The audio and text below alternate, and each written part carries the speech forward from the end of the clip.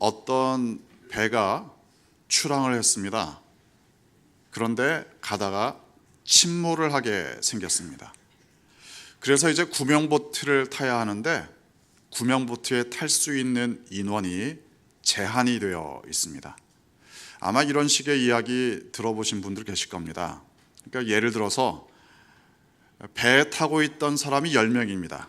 그런데 구명보트에 탈 수 있는 사람은 5명까지.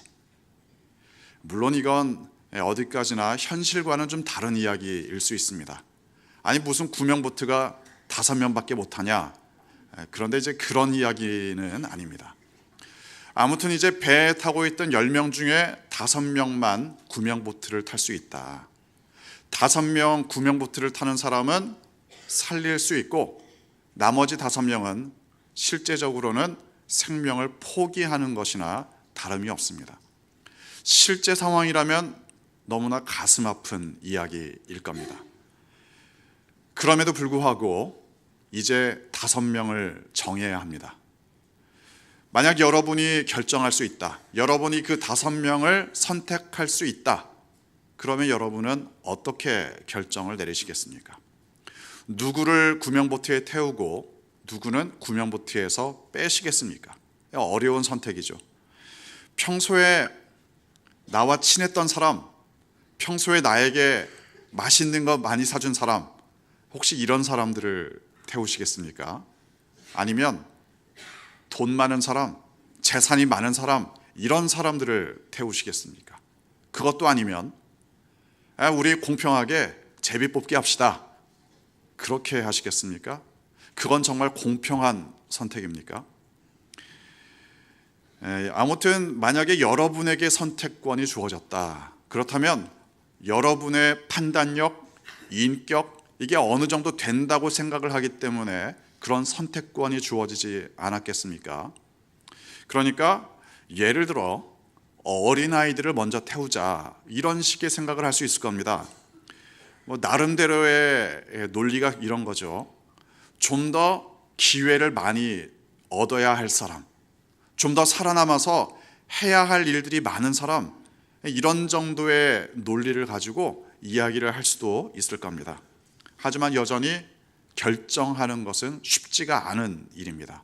어떻게 결정을 내리더라도 그게 정답이다, 이렇게 말하기는 어려울지도 모릅니다.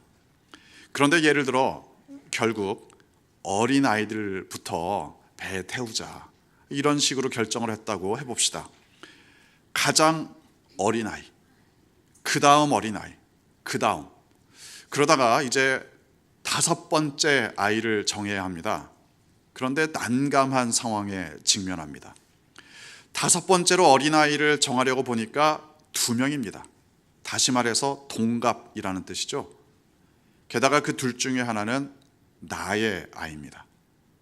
만약 이런 상황이라면 여러분은 어떻게 하시겠습니까? 왜 그렇게 어려운 걸 물어보느냐, 이런 말씀을 하실지도 모릅니다. 어려운 질문임에 틀림이 없습니다. 물론 이건 어디까지나 생각을 해보기 위해서 가정을 해보는 겁니다. 하지만 실제 상황이라는 것이, 우리가 당면하는 현실이라는 것이 생각하는 것보다 훨씬 더 당황스러울 때도 꽤 있습니다. 아무튼 나이가 같은 2명 중에서 누구를 선택하느냐, 게다가 둘 중에 한 명은 나의 아이다. 여러분은 어떻게 결정을 내리시겠습니까? 그리고 그 결정 후회하지 않을 자신이 있으십니까? 우리는 살아가면서 많은 선택을 합니다. 특별히 사람과 관련된 선택을 할 때가 있죠. 누구를 선택하고 누구는 선택하지 않을 때도 있습니다. 누군가와는 관계를 지속하기 위해서 대단히 노력을 기울이는 그런 경우도 있을 겁니다. 하지만 누군가와는 굳이 관계를 유지하기 위해서 애쓰지 않는 경우도 있을 겁니다. 때로는 그 사람과의 관계가 내가 내리는 결정에 많은 영향을 줄 수도 있습니다. 만약 나와 관계 없는 2사람이다, 그 두 사람이 나와 관계가 없다, 그렇다면 나름대로는 객관적인 결정을 내릴 수도 있겠지요. 하지만 나와 아주 가까운 사람이다. 그 사람과 관련된 결정을 내려야 된다. 이게 굉장히 어려운 결정이 될 수 있습니다. 때로는 아주 주관적인 결정이 될 수도 있습니다. 심지어 객관적인 기준에 의해서 결국 그 사람을 포기했다. 결정 자체는 굉장히 객관적입니다. 하지만 내가 내린 그 결정에 대해서 나의 마음은 오랜 시간 참 괴로울 수도 있습니다. 관계가 포함된 결정이라면 이건 결코 쉬운 일이 아닙니다. 그런 사실을 잘 기억한다면 오늘 본문 말씀은 너무나도 당연한 말씀입니다. 본문 14절 함께 읽겠습니다. 이와 같이 이 작은 자 중에 하나라도 잃는 것은 하늘에 계신 너희 아버지의 뜻이 아니니라. 잃어버려도 괜찮은 사람은 하나도 없습니다. 게다가 만약 나와 관계를 맺고 있는 사람이다, 나에게 소중한 사람이다, 이런 사람을 잃는 것은 결코 원치 않을 겁니다. 이 부분이 결국 오늘 본문 말씀의 핵심적인 내용입니다. 또 마태복음 18장 전체를 관통하는 말씀이기도 합니다. 잃어버려도 괜찮은 사람은 하나도 없습니다. 물론 이런 경우는 있겠죠. 저런 나쁜 인간은 상종하지 않겠다. 나에게 피해를 주고 나와 관계가 안 좋은 사람, 그런 사람들이 있을 수 있습니다. 그런 사람들이 존재할 수 있다는 것 자체는 가능한 일입니다. 하지만 그런 사람이 존재한다는 것과 그런 사람은 잃어버려도 된다, 이건 다른 이야기입니다. 나와 관계가 안 좋은 사람은 하나님을 안 믿어도 되느냐? 나와 관계가 좋지 않다면 그 사람은 구원받지 않아도 된다는 말이냐? 이건 잘 생각을 하셔야 됩니다. 나와 관계가 좋지 않을 수도 있습니다. 그래도 그 사람도 구원받아야 합니다. 나와 관계가 좋은 사람만 구원받아야 하는 것이 아닙니다. 한 사람도 하나님 앞에서는 잃어버려도 괜찮은 사람은 없습니다. 특히 이 문제가 하나님께는 더 심각합니다. 왜냐하면 하나님 앞에서는 모든 사람 하나하나가 하나님께서 만드신 존재들입니다. 우리는 다 하나님의 작품들입니다. 사람들이 하나님을 생각하건 생각하지 않건 하나님은 그 사람들을 생각하십니다. 사람들 중에는 하나님을 부정하기도 하고 하나님을 비방하기도 합니다. 하지만 하나님은 그 사람도 만드셨습니다. 하나님 입장에서는 그 사람도 하나님과 관계가 있는 사람입니다. 하나님께 소중한 존재입니다.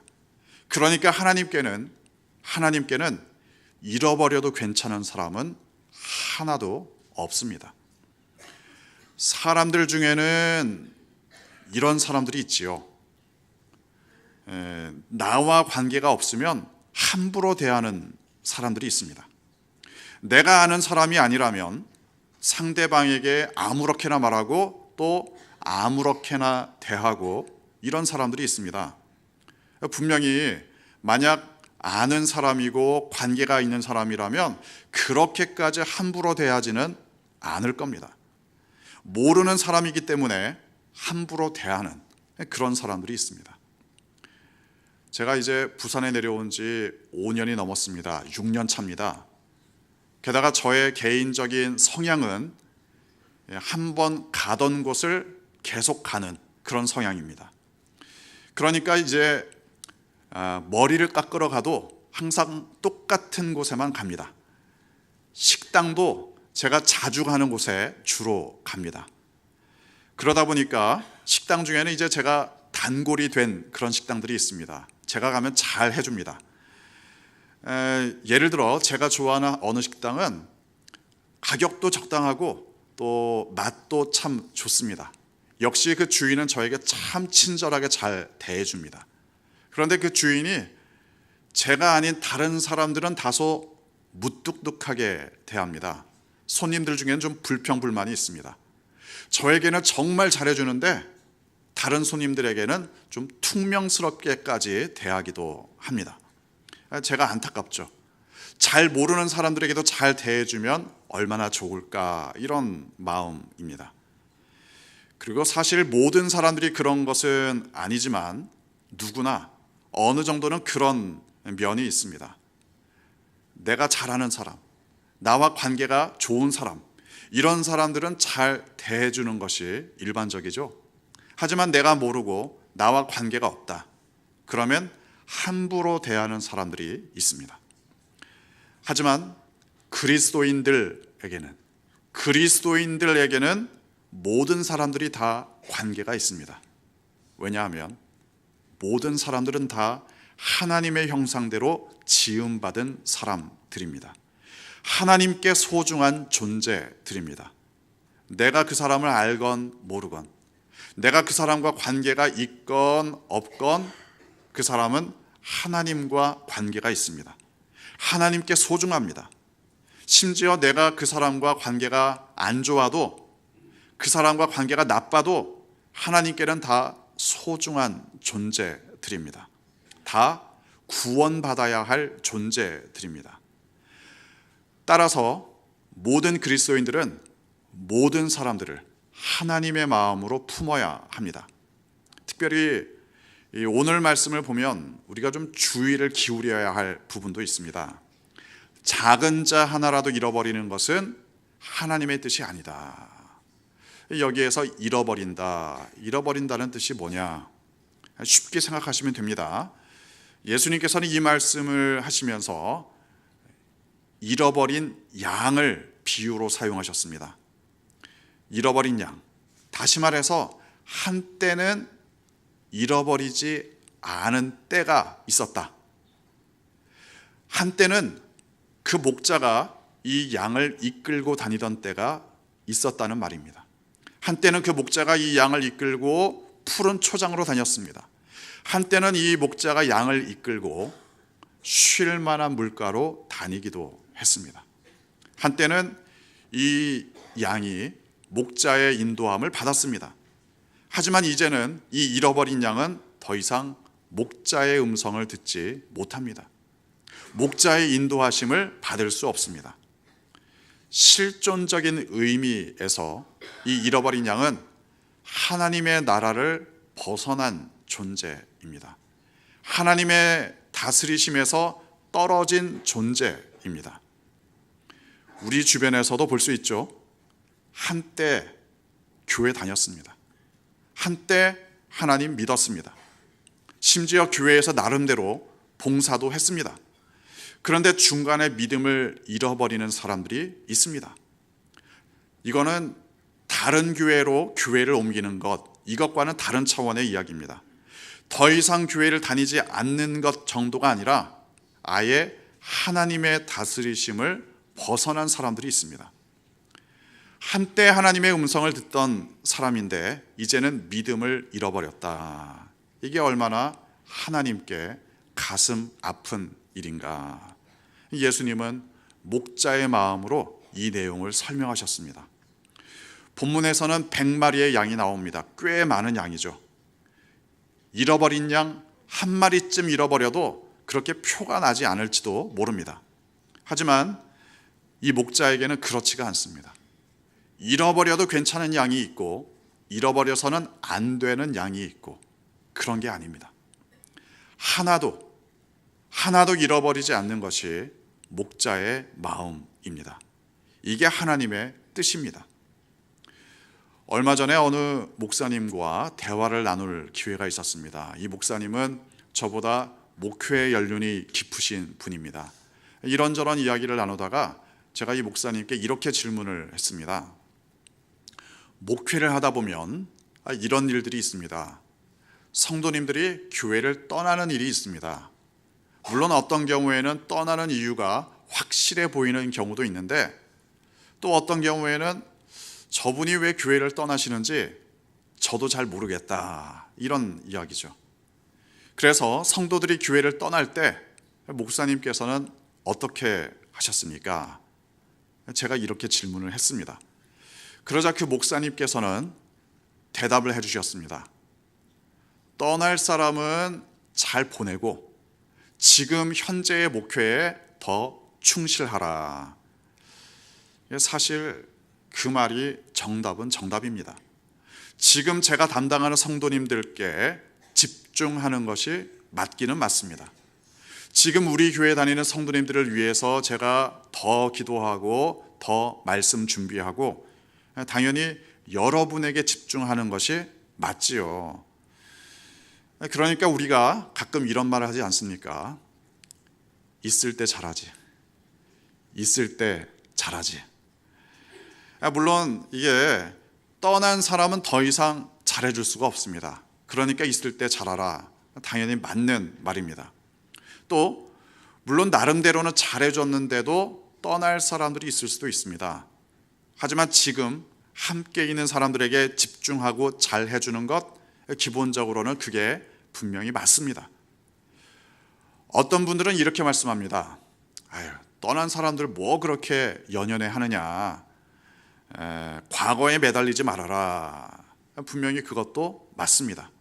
하지만 잃어버린 영혼들에 대한 안타까움이 있어야 지금 함께 있는 사람들에게 더 충실할 수 있습니다. 과거에 집착하는 것과 잃어버린 영혼을 안타깝게 여기는 것은 다른 이야기입니다. 잃어버린 영혼을 안타깝게 여기는 마음이 목자의 마음입니다. 잃어버린 양 한 마리를 찾기 위해서 나머지 99마리를 두고 찾아다니는 것이 목자의 마음입니다. 목자의 마음, 하나님의 마음은 바로 그런 마음입니다. 그리고 아주 극적으로 주님께서는 목자의 마음을 이렇게 표현하셨습니다. 본문 13절 함께 읽겠습니다. 진실로 너희에게 이르노니 만일 찾으면 길을 잃지 아니한 99마리보다 이것을 더 기뻐하리라. 야, 떠날 때는 언제고 왜 다시 돌아왔냐? 주님께서는 그렇게 말씀하지 않으셨습니다. 또는 돌아온 그 양을 보고 화풀이를 하신 것도 아닙니다. 야, 내가 너 때문에 얼마나 고생했는데 너 또 떠나려고 하지? 이런 식으로 야단을 치신 것도 아닙니다. 잃어버린 양을 찾으셨을 때 목자의 마음은 너무나 기뻐하셨습니다. 물론 우리의 현실을 보면 잘 생각해 볼 부분도 있습니다. 믿음을 떠난 사람, 믿음을 떠나서 하나님을 대적하는 사람, 이게 물론 결코 잘하는 일은 아닙니다. 잃어버린 양이 어떤 이유로 잃어버리게 됐느냐? 이유가 다양하겠죠. 어쨌든 목자의 음성을 듣지 않고 떠난 것은 잘한 건 아닙니다. 혹시 믿음을 떠나서 하나님께서 기뻐하지 않는 삶을 살았다면, 또는 본문에 있는 것처럼 악행을 일삼았다면 하나님의 심판을 모면할 수는 없을 겁니다. 하지만 기억해야 할 사실이 있습니다. 하나님은 여전히 우리의 회개를 받아주십니다. 다시 돌아왔을 때 우리를 받아주십니다. 사람들은 혹시 받아주지 않을지도 모릅니다. 사람들은 여전히 싸늘한 눈초리로 쳐다볼지도 모릅니다. 저 사람 왜 돌아왔냐? 이런 마음으로 품을지도 모릅니다. 하지만 회개에 합당한 열매를 맺고 하나님께 다스리심을 받기 위해 돌아왔다면 하나님은 그 사람의 진정성을 인정해 주십니다. 받아주십니다. 억지로 허용하는 정도가 아니라 기뻐 받아주십니다. 사람들 중에는 하나님과 좀 더 가까운 사람들이 있습니다.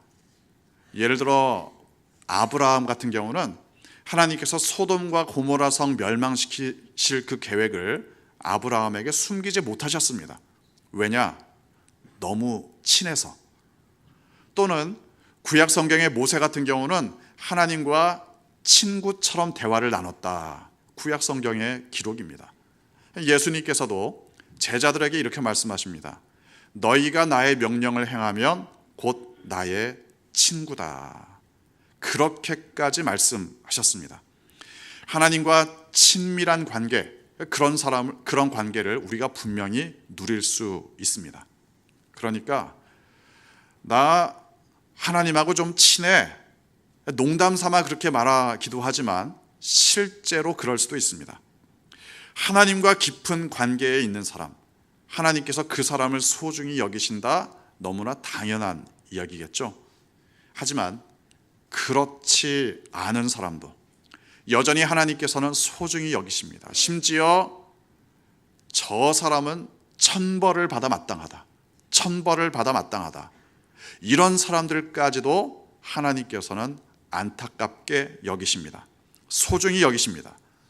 구약 에스겔서 18장 23절 함께 읽겠습니다. 주 여호와의 말씀이니라. 내가 어찌 악인이 죽는 것을 조금인들 기뻐하랴. 그가 돌이켜 그 길에서 떠나 사는 것을 어찌 기뻐하지 아니하겠느냐. 심지어 악인이라도 돌아온다면 하나님께서는 기뻐하십니다. 물론 이건 단순히 감정적인 반응만을 말하는 건 아닙니다. 하나님의 공의의 반응입니다. 진실로 회개하는 사람, 진실로 하나님의 다스림 가운데 돌아오는 사람, 진실로 하나님의 나라로 돌아오는 사람, 하나님께서는 그 사람을 받아주신다는 뜻입니다. 그러니 누군들 돌아오기만 한다면 하나님께서는 기뻐 받아주십니다. 우리 주변에 여전히 잃어버린 양들이 있습니다. 잃어버린 영혼들이 있습니다. 나도 한때 교회 다녔다. 나도 한때 하나님 믿었다. 하지만 지금은 교회 다니지도 않고 하나님 믿지도 않는다. 본인이 그렇게 말씀하시는 분도 있습니다. 또는 저 사람이 한때 교회 다녔던 사람 맞아? 이런 생각이 드는 사람도 있죠. 한때 교회 다녔던 사람이 저렇게 살아? 안타까운 마음이 들기도 합니다. 그런데 그런 사람들조차도 하나님께서는 찾아 나섭니다. 그런 사람들조차도 돌아올 수 있도록 기회를 주십니다. 그런 사람들조차도 하나님께서는 기다려 주십니다. 여러분에게는 어떤 마음이 있습니까? 잃어버린 양을 바라보며 목자의 마음, 하나님의 마음 품으시기 바랍니다. 그 마음으로 잃어버린 양 찾으며 그 마음으로 지금 나와 함께 있는 사람들 더 사랑하시기를 주님의 이름으로 축원합니다. 기도하겠습니다.